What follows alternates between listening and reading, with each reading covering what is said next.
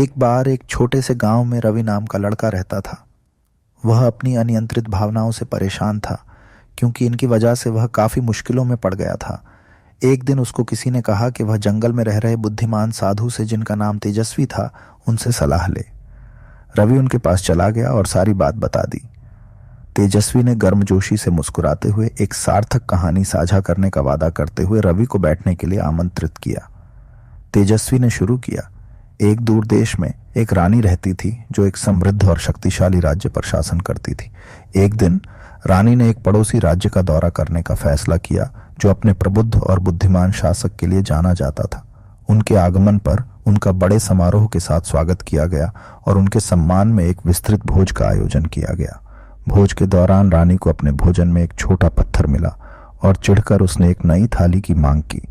यह देखकर पड़ोसी राज्य के बुद्धिमान शासक ने धीरे से कहा, महारानी साहिबा, कृपया इससे आप परेशान न हो। यह महज एक छोटा सा पत्थर है, इसका कोई वास्तविक महत्व नहीं है। रानी ने मुंह चिढ़ा कर जवाब दिया, मैं ऐसी खामियों को स्वीकार नहीं कर सकती। यहाँ तक कि एक छोटा सा पत्थर भी मेरा मूड खराब कर सकता है। बुद्धिमान शासक ने तब सलाह दी, यह वह पत्थर नहीं है जिसने आपको परेशान किया है, बल्कि उस पर आपकी प्रतिक्रिया ने। आपके पास अपनी भावनाओं को नियंत्रित करने की शक्ति है, उन्हें आप पर नियंत्रण न करने दें। रानी ने इन शब्दों पर विचार किया और अपने राज्य में लौटने पर इस नए ज्ञान को अभ्यास में लाने का फैसला किया। उसने स्थितियों पर आवेश में प्रतिक्रिया न करने पर काम करना शुरू कर दिया। समय के साथ उसने पाया कि अपना संयम बनाए रखकर वह अधिक विचारशील निर्णय ले सकती है और अपनी समग्र भलाई में सुधार कर सकती है। हालांकि कहानी यहीं खत्म नहीं हुई। रानी इस अनुभव से इतनी प्रेरित हुई कि उसने अपने राज्य में एक भव्य प्रतियोगिता की घोषणा की।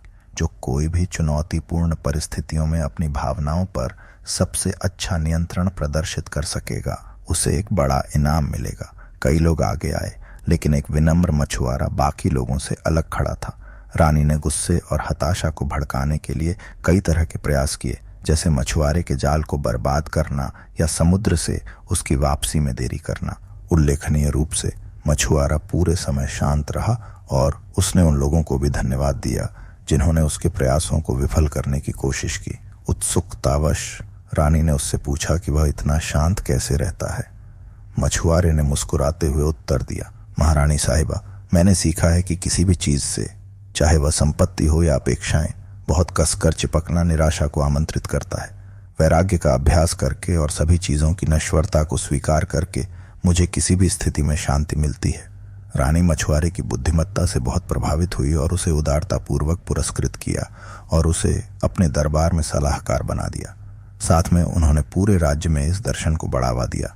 लोगों को सिखाया कि चीज़ों को जाने दो, मतलब उन सब चीज़ों को छोड़ दो जो तुम्हारे वश में नहीं, क्योंकि यही सबसे बड़ी परेशानी का कारण बनते हैं।